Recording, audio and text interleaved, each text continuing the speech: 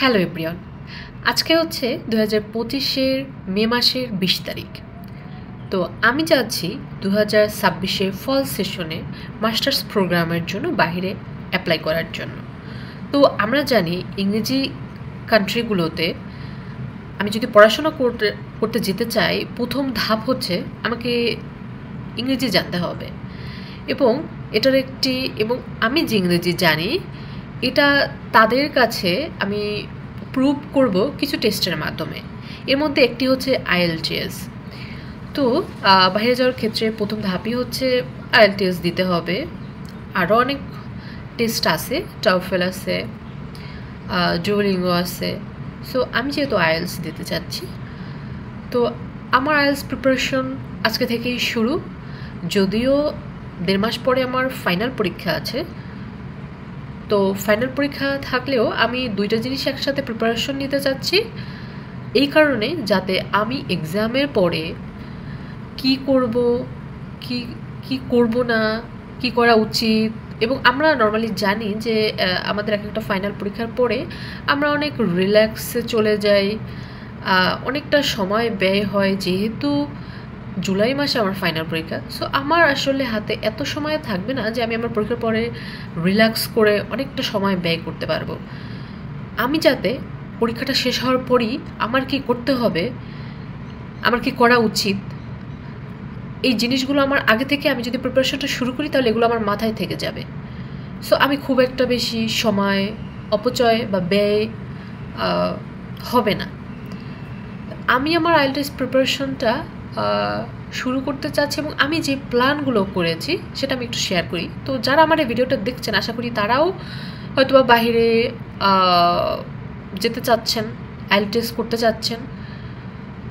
তো আমার যে প্ল্যানগুলো আমি অলরেডি করে ফেলছি সেগুলো হচ্ছে, আমি অনেক IELTS নিয়ে ঘাটাঘাটি করেছি। আমি যতটুকু জানতে পেরেছি অনেকেই অনেক কোচিং করেছে, অনেক কিছুই করছে, বাট যতক্ষণ পর্যন্ত সে পুরোপুরি নিজে থেকে প্রিপারেশন না নিতে পারছে, পরিশ্রম দিয়ে মাথা খাটায় যতক্ষণ পর্যন্ত নিজে না পড়তে পারছে, এরকম ফিজিক্যালি অনলাইন যেটাই বলি না কেন, ইউটিউব যাই বলি না কেন, কোনোভাবেই আসলে কাজে লাগেনি এবং যে স্কোরটা প্রয়োজন সেটা আসলে উঠাতে পারে নাই।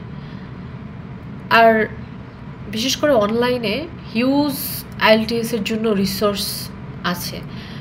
IELTS যেহেতু শুধুমাত্র আমরা বাংলাদেশিরাই দেই না, পুরো বিশ্ব থেকে যারাই যায় তারাই হচ্ছে যে এই টাইপের টেস্টগুলো দিতে হয়। সো পুরো পৃথিবী তো এখন আসলে হাতের মুঠোয়। তো IELTS-এর রিসোর্সের কোনো অভাব নাই।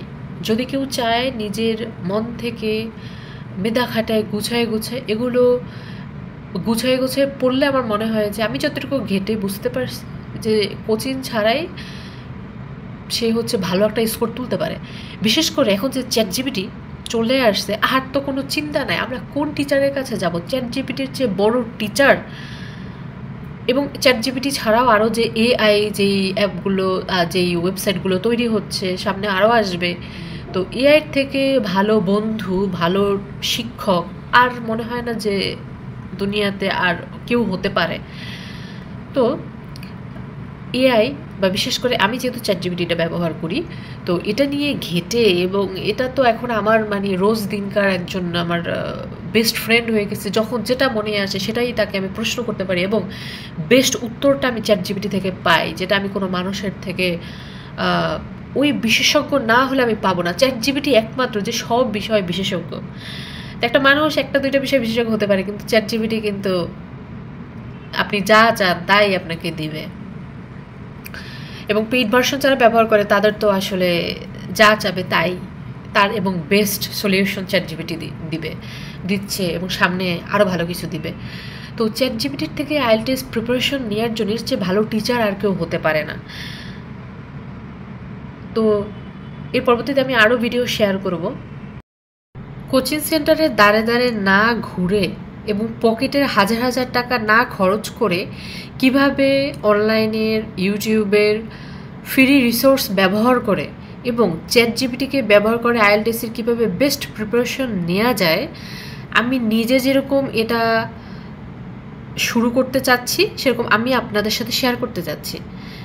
তো যারা এরকম আমার মতো বিগিনার আইএলটিএস শুরু করতে চাচ্ছেন, বাইরে যাওয়ার প্ল্যান আছে, তারা অবশ্যই আমার চ্যানেলের পাশে থাকবেন, সাবস্ক্রাইব করে রাখবেন, ফলো করবেন। আমি আমার আইএলটিএসের পুরো জার্নিটা আমি শেয়ার করব, যাতে আমার এই জার্নিটা দেখে কেউ অনুপ্রেরণা পায় বা কেউ আমার সাথে সাথেও আপনারা প্রিপারেশন শুরু করতে পারেন, আমার পার্টনার হতে পারেন। তো আমার আইএলটিএসি জার্নি দেখে যদি কারো কিছুটা হলেও যদি কেউ উপকৃত হয়, তো এটাই হবে আমার সার্থকতা। আল্লাহ হাফেজ।